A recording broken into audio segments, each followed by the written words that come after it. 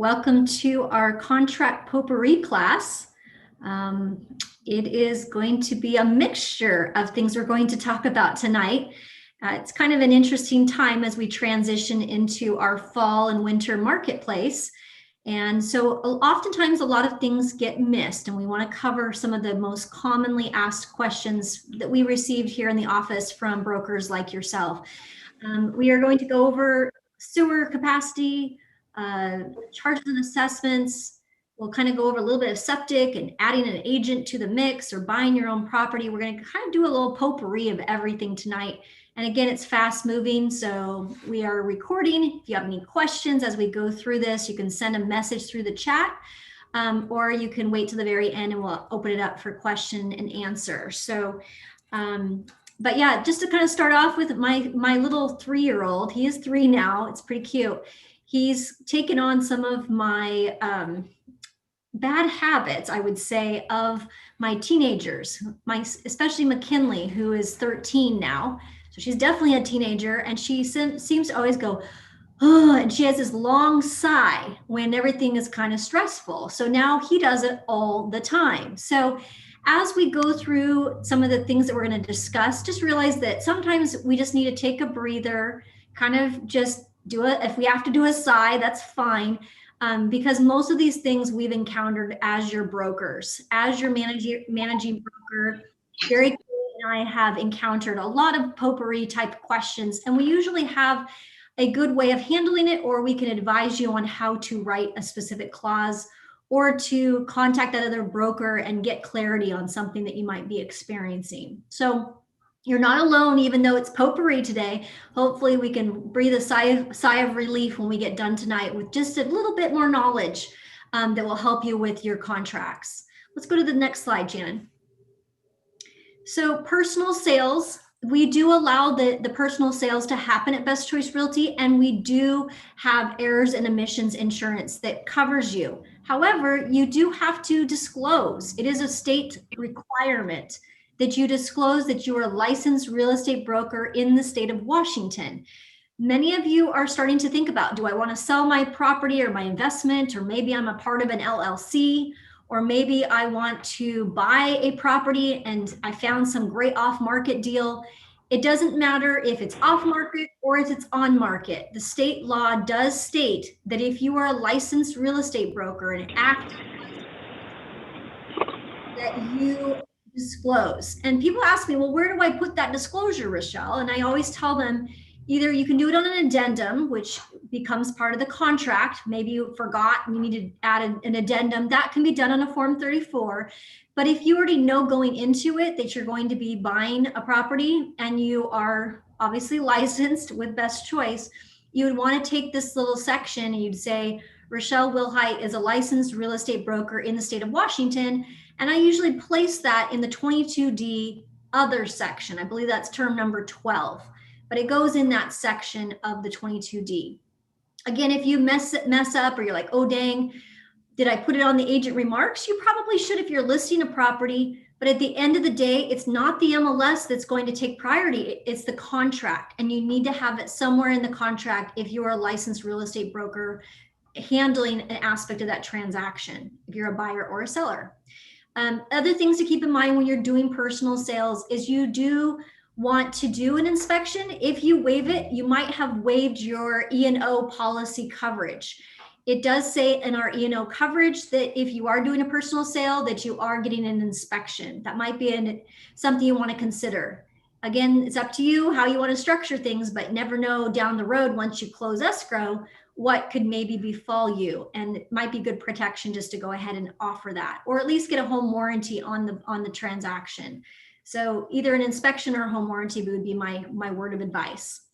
Now, additional clients, many people, again, we're going to be fast moving today, so we'll move from slide to slide fairly quickly. But additionally, if you have people, you're like, oh, dang, I'm representing a buyer or I'm representing the seller, but there needs to be an additional client added. Like maybe I forgot to put the husband or the wife, or maybe the lender has told me we need to put the wife on this deal in order for us to get the financing done.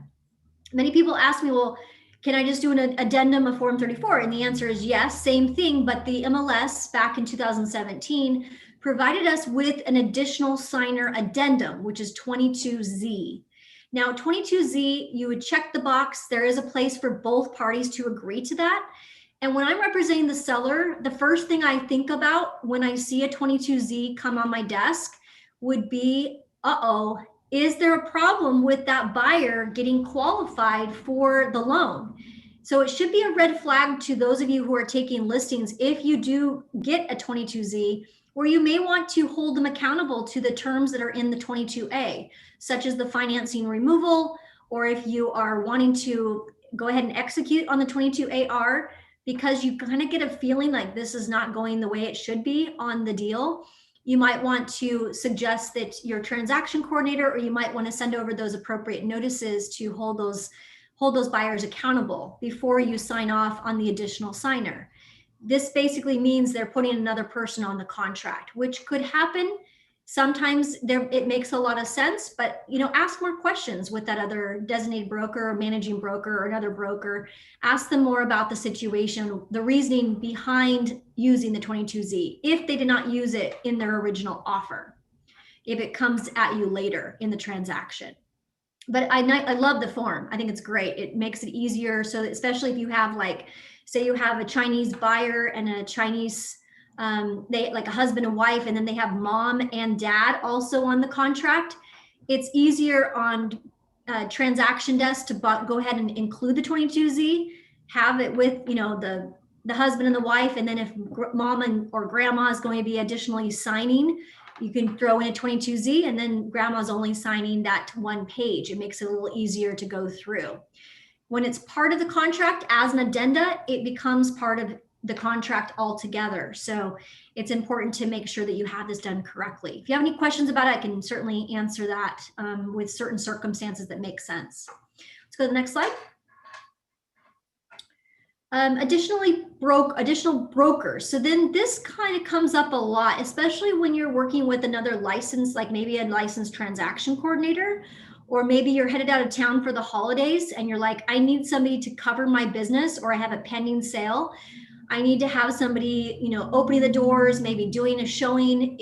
Maybe I'm the listing agent, or maybe I'm the buyer's agent. It doesn't matter. There's two different sections here: additional selling broker or additional listing broker.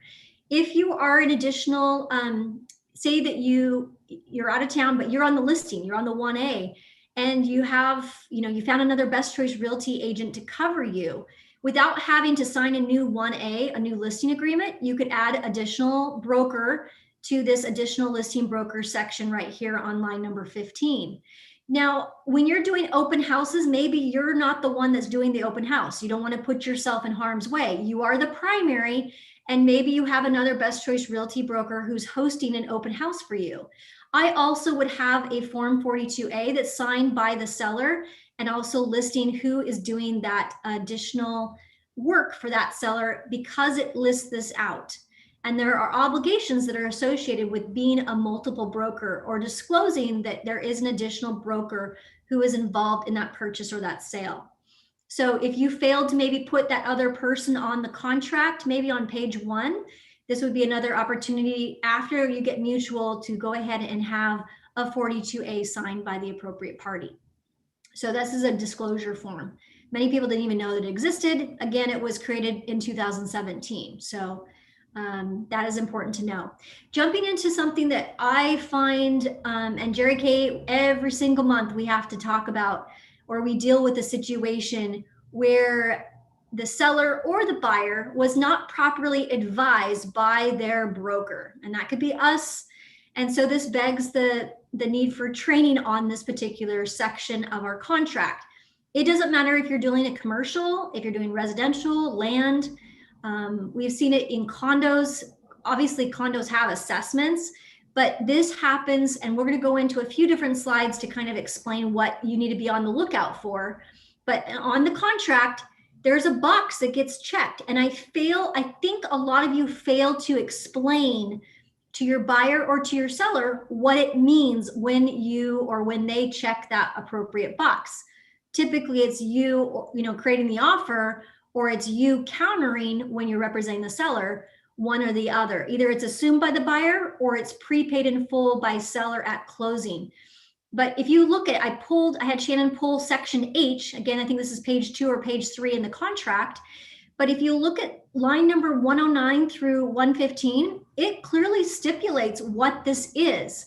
Buyer is advised the existence of the amount on line 113, the amount of any local improvement district capacity or impact charges or other assessments that may be charged against the property before or after closing. The seller will pay such charges as that are become due, and the charges are levied before closing but become due after closing shall be paid as agreed in specific term number 13. So it references term number 13. So depending on how that assessment is charged and what escrow company you're working with and how they're looking at the file, and I got to tell you, you guys, escrow companies are failing at all levels right now, especially with some of these things which become very important to your buyer or your seller. They sometimes close the file and there's a pending assessment that they did not address. And again, it becomes very important that you handle this stuff with your buyer or your seller, and you help them understand what they're agreeing to. If you check assume by buyer, which I did in one of my cases, and I'll kind of go through that in a minute, there's still obligations per that section where it says buyer is advised that there are these types of fees, and they are responsible. Seller is responsible unless they have assumed by buyer. So again, it always goes back to this contract. Many people are like, oh, it's not in the contract. I didn't know about that. Actually, they signed the contract and they have said that they've read it. So a lot of things once it closes escrow, there's not much we can do as a company except to refer them to a particular attorney or legal entity to advise that particular client on what their obligations or rights. Let's go to the next slide so I can explain more. But before you do that, Shannon, hang tight. I highlighted section 109 through 111. It's important you understand. A lot of people ask me, Jerry K sent me a recommendation. I have to fill out, or I have to have that 22K filled out. The reason for that is because of that section. And like I said, escrow is dropping balls. They are left and right. They're dropping balls at the end, and they're responsible as long as it's filled out correctly. So if there is an attached 22K, for example, and you do not fill in the utility companies, then escrow could make the claim it was not filled out properly. And it does say here that the seller shall provide the name. So it really is the seller or the listing agent's job to make sure there's a 22K on file. But if a buyer's agent gets a copy of the 22K with the signed around mutual agreement, and the 22K is not filled in, it's your duty as a buyer's agent to make sure before you close escrow that it does get filled in and it gets to escrow so they can handle and make sure any unpaid utility charges in accordance with RCW code, even as far as the lienable utilities, they're actually taken care of or withheld. And we're finding that some of the escrow companies are just hurry, close the deal. And then we have problems after closing. So if you could do that one little step, I don't care if you represent the buyer or the seller, we work together in making sure 22K is filled out properly. And Jerry K usually alerts you if you're missing that 22K filled out properly. And we do request it. Sometimes we get it in the file or sometimes we don't. But again, we can avoid a lot of trouble if we can get that done. Next slide. Okay, so go back to sewer capacity. So sewer capacity, if you go to kingcounty.gov, a lot of you just don't even know what sewer treatment capacity charge is. So I put this up on the screen. There is a PDF you can download. If you Google search sewer capacity charge King County, this will come right up. It's funny because their map actually shows it goes into Snohomish County a little bit, and it does go into Pierce County a little bit when you're talking about Auburn. Auburn is actually a King and a Pierce County city. So you can see their map, or you could send your consumer, your buyer or your seller, the map of what it is. And if that property is in that location, but it says, why do we have a capacity charge? Well, it's to protect the health and safety and the environment of King County wastewater treatment system. This is because they have a sewer system. It is for any property that's built after 1990, February 1st. If it's in King County, most likely there is some sort of account on the sewer capacity. Now, if it's back in 1990, they may have paid it off. The seller may have already taken care of the sewer capacity charge. So don't get in the habit, like some bad brokers do from other companies, of just checking the box.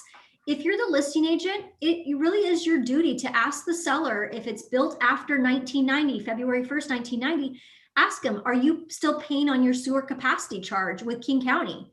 They should have received a bill, and I'll show you an example of what the bill looks like. But it's capacity charge distributes the cost for connecting, making sure that all the connections, that there's room for growth, so that King County specifically is not on septic systems, that they're actually on public sewer.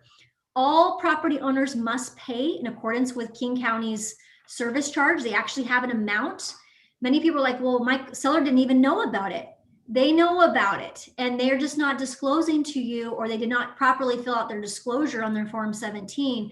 But there is a sewer fee that is associated. When they sell, they need to disclose that. And then this is what you're kind of looking for if you're the listing agent. You're looking for an invoice. If they have copies of these types of things, this is great, because then we could contact King County and we could reference the specific account balance, and we could actually find out how much is the remaining balance and what is the discount for early paying it off. They sometimes give that client or that seller kind of a prorated, and they give them a deal if they pay it off earlier. And a lot of sellers do that when they sell. They basically say, oh, I've got, say $75,000 of net proceeds, and they can get an early discount for paying it off early. And then they don't have to worry about negotiating with that buyer when they get an offer. But super important, especially if you're getting multiple offers and you're the listing agent and you're working in King County, and the property, like I said, is after February of 1990, most likely you have some sort of bill that is going to need to be handled. Better to deal with it before you list than to have it happen after you get a buyer and then you've checked the box, or you've had them check the box and then the negotiation's already over. Then it's a problem. Now, the other thing, that you're not out of the clear. So I had a situation where I represented a seller, and I actually negotiated and had the buyer assume. The problem, though, is after we closed escrow, we got a letter that was sent to my client, my seller, who actually ended up buying another house. They sold, they thought everything was good to go. Unfortunately, that buyer got sent a bill for the sewer capacity. They went ahead and contacted an attorney that represented them. Walker Law Offices, Jerry Walker, represented this particular individual. And they went after the seller and said, hey, on your Form 17, again, we as agents, the deal is closed. I negotiated the contract. The contract was what it was.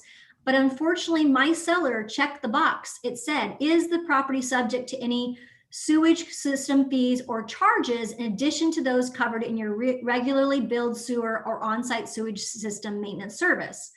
They answered that question on line 103. They did not say don't know, and they didn't say yes, they said no.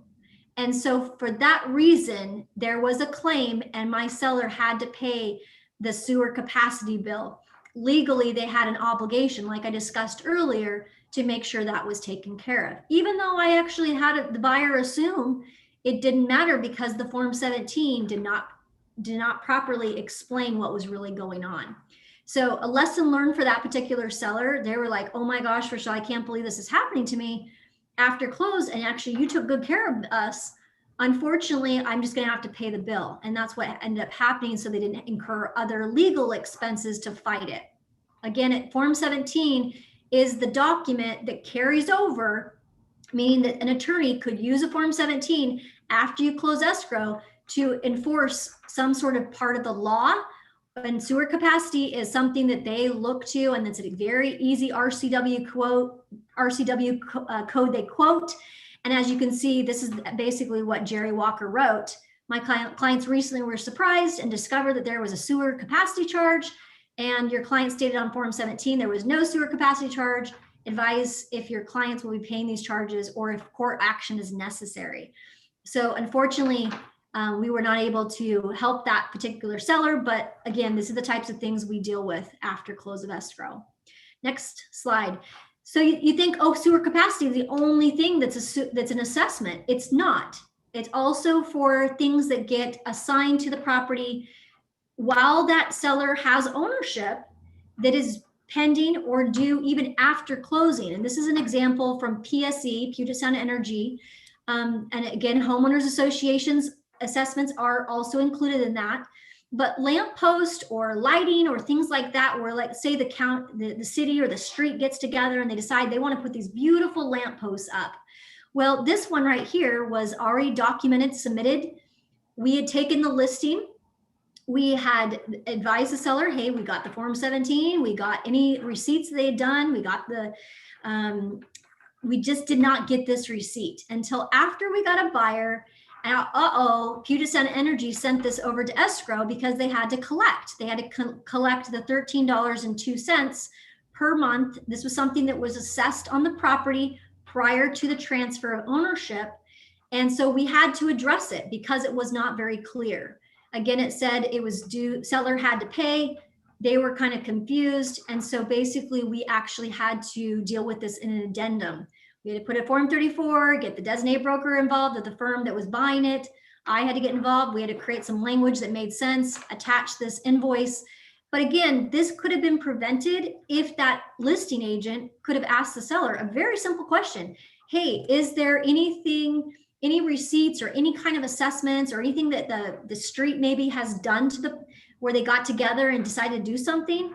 There was plenty of notice that was provided to this particular seller. And again, the agent just didn't gather that information before they went on the market. We got multiple offers. And as it went, unfortunately, the box was checked where the seller would pay. And so the seller had to end up forking out probably about $1,000 to get that matter handled. It would have been so much better if they would have provided that and we could have negotiated. So lid, a lot of people are like, what's a lid? You know, that's another thing that is also considered in that section on line number 13 on your first page. A lid is also part of that. That's L stands for local, I stands for improvement, D stands for district. And most of the properties in the counties that we service have a local improvement district. And I'll have Shannon go in and kind of give you kind of a look of what that looks like. I believe we have a slide for that. But there is money that's associated if there's a lid on that particular property. Again, this would be something you might want to ask your seller if you're working in a city or like you have a new construction or you have something where there might be an improvement that's done and who pays? That is the question. And we want to get to the bottom of it before you go on the market or before you start receiving offers. And if you're familiar with the local improvement district, or you're familiar with maybe an area of, say, Tacoma, where they're doing some streets and they're doing some special types of lighting that goes in to improve that area, there may be a cost that's associated with each homeowner that lives on that street. And that could be in various, it's not just Tacoma, I'm just using it as an example. But I mean, we've seen lids also in the city of Seattle. With certain condos or they're adding some more parking. There might be a local improvement district that's associated with that particular property or that unit that's a condo. So let's go to septic systems because I know I'm getting short on time, but like I said, potpourri tonight. There is a time of transfer that's required with septic systems. So the first thing, if I'm a listing agent, determine with the help of my seller, are you on a sewer or are you on a septic?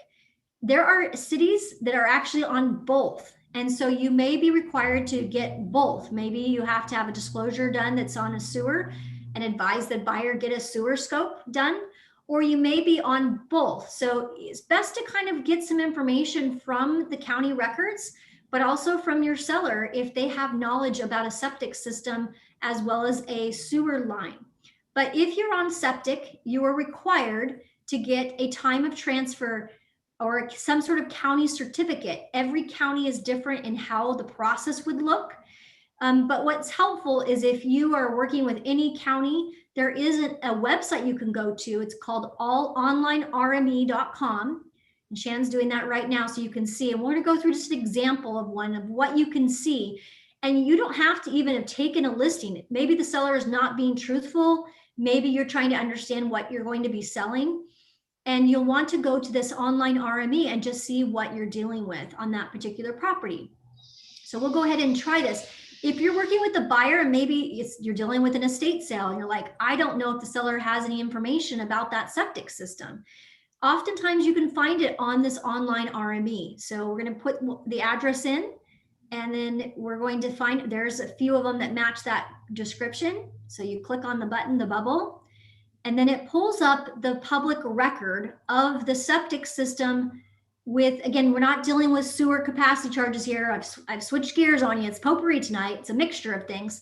This is an actual septic online lookup where you can actually go online and you can see this particular address. If you look at it, it tells the previous owner, and it goes through and it has every single document of any time that septic company has gone out to do a routine or a property sale, looking for the Pierce County RSS. Click here. It will kind of direct you what you want to do as you kind of work your way through this website. It's fairly intuitive, but you do have to click, and you can download sometimes those receipts right off the bat. So you can see when the application's received, when it's being reviewed by the county, and if it's completed. And this goes for all the counties. So you are able to see the reports, which is very helpful, and you can go back in time. So if you're working on a file and you're like, I don't know, this guy's not being very truthful with us, you can often glean a lot of information from these past septic inspection reports. Any defects, maybe the light went out, maybe the drain field needs work, maybe there's something going on that you need to have your inspector look at. It would be super, super helpful if you went to this website. Again, if you're representing a buyer, get some more intel for your buyer about the particular situation.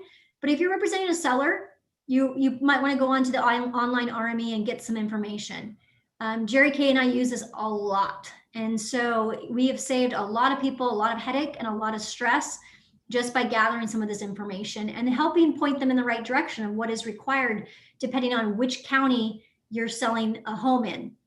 King County is different than Thurston County, and Snohomish has a different process than Pierce. The counties are different in how they handle septic systems. And Pierce County is very strict. They will require a septic inspector to go out there, inspect, pump, and record it. And it has a period of time for them to review and back out.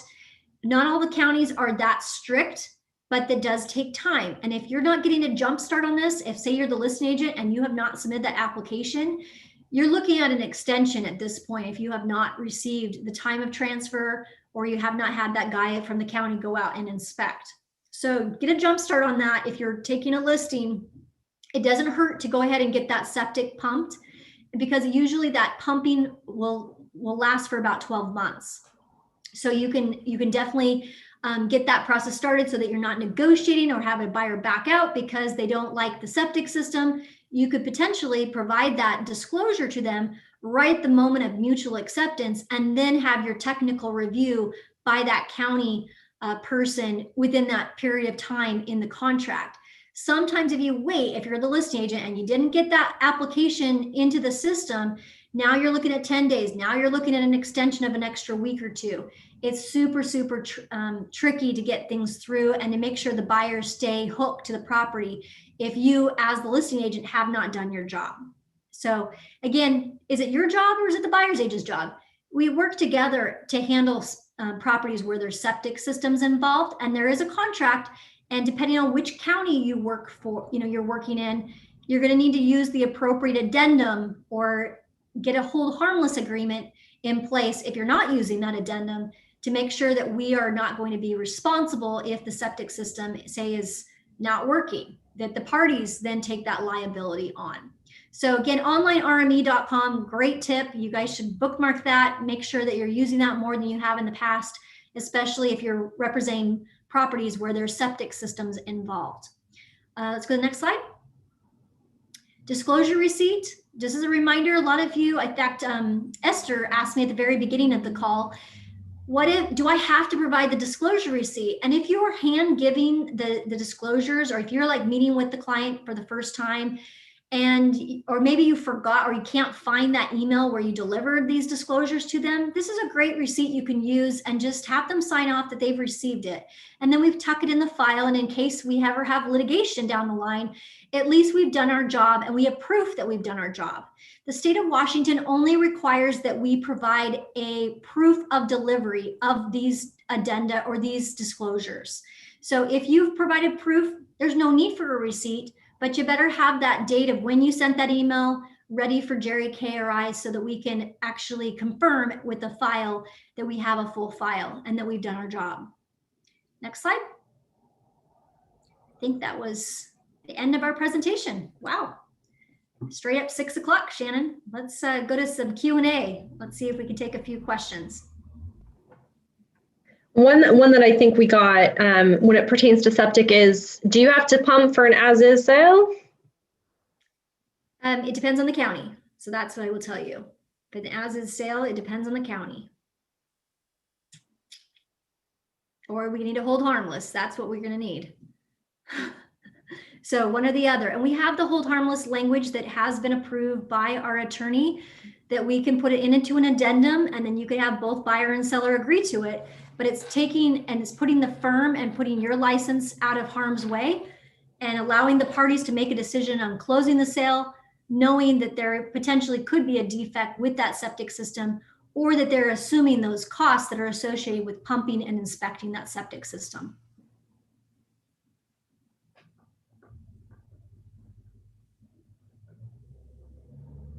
Anything else, Shannon? Not here. Feel free to unmute your lines, guys. Jerry K, did I miss anything that I didn't cover? Unmute if you could. Can I ask a quick question, Rochelle? Go ahead, Esther. Esther, Yes. Really quick, on the we covered septic. I think Jerry K gave me a little bit of information on water wells. I'm getting a lot of water, property has a water well. Is it, where would be good information to learn a little bit? Is it same, it has to be inspected before property is bought? And you know, I get a lot of questions, but I've noticed that I'm not really informed on the water wells, how is it really works. Yeah, so wells, there's two different things with wells. There is water testing that can be done with the well, that the buyer can pay for their testing. Again, seller is going to provide any material they have per 22R. That's the addendum you want to use if you're handling a property with a well. You need a form 22R. So that's the first off. But then once you, if say you're representing the buyer, Esther, and you're trying to get the testing or the inspections done, the inspector that you select doesn't usually have that type of experience to be able to actually inspect the well itself. That's usually in their exclusions. They don't usually include that. If you guys have an inspector that is a well, I'd love, you know, certified to look at wells. I'd love to know their name and phone number. Most of the time it's a different entity that comes out to do the inspections to verify that there's enough well water coming up. It's usually a well driller. But if again, the question you want to ask your client, Esther, is, are they concerned about the well, like supplying the water and the mechanics of the well, or are they more concerned about the water quality? And if the answer is, I'm concerned about both, then you really should have two different types of inspections, one that tests the water quality and one that tests the actual well itself. And again, there are well drillers or plumbers. And it's interesting because if you contact some of them, they actually will know, oh yeah, we've had problems with that well. There was a property in Gig Harbor that I was about to sell to a client personally. And I can tell you the well, it had E. coli, number one. We found that out when we did our well test. We have to start the tests, just like septic systems, well in advance. It goes to the health department or it goes to a well lab, and they actually test for the different bacteria. It's a bacteria test is what they're testing for. And so I had to gather the water sample when I did the inspection. We took it down to the lab and found out it had an E. coli. And so we went to the seller and asked the seller to go ahead and correct that, which they said that they would do. But at the end of the day, my buyer got concerned. They walked away from the sale because of that. And it was an old well as well. So those types of situations do come up. if you have one of those, again, if you need some help, call me, call Jerry Kay. You can call the county health department and they can usually point you in the right direction or give you some recommendations of some well drillers that will be able to inspect the well to make sure that your buyer gets the information that they need to make a good decision. Okay, that's good. Yeah, thank you. You're welcome. I had a question. If we can go back to the septic system requirement, I think it says time of transfer. So I'm currently undergoing, I'm putting a listing. I already put a listing and we're under contract with a septic system in place. And the seller has provided the inspection report and he is going to pump the septic. Okay. So that is not enough to close the deal. What county is it located in, Helen? It's King County. Okay. King County, they do have, King County has the septic pumping report. There is something that gets uploaded into the county for recording. So they need to do that one more step. If they decide not to, that's concerning, and you'll want to send over the 22, there's a U, I think, Jerry Kay, is that right? It's been a long time. UU is what Jerry Kay is saying. Yeah, there's a form that you can send over, Helen, before you close escrow to enforce that part of the contract, to make sure that it does get recorded, whatever the status is or whatever the pumping report finds when they pumped it, that it does get recorded with the actual transfer of the ownership. And that protects your client and protects you from potential litigation down the road. So make sure that you, if you don't get that, it would have like King County on the top of it. If you don't see that, then it has not been done properly. And we'll need to help you with that, getting that done before closing. Okay. But every county is different, Helen. Yeah. King County is a little bit easier to work through, not as many hoops to jump through.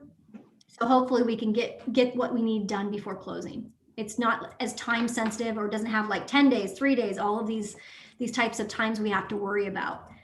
It just needs to be done before close of escrow. Thank you, Jerry Kay. And it looks like Diane just sent over the Department of Ecology that oversees the construction and decommission of wells and drinking water. So if you guys need some more information about how to work with wells, thank you, Diane, for posting that. And we've got another question that was about including septic and well addendums. If you've gone mutual and you haven't included the well or septic addendum, how do you, I mean, is it needed? How do you work with that? It depends on who you're representing. Now that we've got mutual acceptance, then we're probably we're now, the parties have agreed to buy and sell. So then it becomes a bit harder to negotiate. If you have not if we're not signed around in the 35R, that's a great time to say, hey, my office is requiring that we add a 22, have the seller pump. We can make that a requirement of the 35R negotiation. So if you have received mutual and we're still within our inspection timelines, come talk to us. We can insert that addendum at that point in time, which is probably pretty easy to do. But let's say that you're already past inspections and now we're dealing with hold harmless at that point in time. So how much does it cost to pump it? How much does it cost to record it? And who's responsible for that? It might be you if you're the buyer's agent. We should have gathered that information. But again, it's case by case. We can help you if you get into a situation like that where you fail to use the appropriate addendum. We don't want to have problems after we close escrow. So we have this window where, between you and me and the other agent that we're dealing with, we might be able to find a suitable solution. And inserting that language back in, because their firm does not want to be sued after close of escrow or have an E&O claim after close of escrow. They might want to work with us. So again, come to me if you're in that situation, or Jerry Kay and I can help you in providing that addendum at the appropriate time, or to incorporate the hold harmless language so that the parties understand what they're dealing with. Right, and it's not that they're required, but it's definitely best protection for everybody if you're including the forms. Yep, correct. Yeah. Okay. Anything else? Did I get all the questions that came through to you, Shannon? Yeah, and then just Jerry Kay just confirmed the forms for King County Septics is 22U as an umbrella and 22V as in Victor for recording of the septics. Escrow companies, if you're working with a closer who's been around a long time, they'll know what to do. And it's pretty simple to get your septic system recorded when you close escrow. This would be something that would be good to do, especially if you're representing the seller and there's like some known defects, but the buyer wants to close anyways, and you've had it pumped, but they're like, I don't really care. I can connect to the sewer down the road. You still might want to get that recorded, just so that we're clear on what happened, what they bought, and that they had knowledge of that. And that's why we use the 22U and the 22V for that.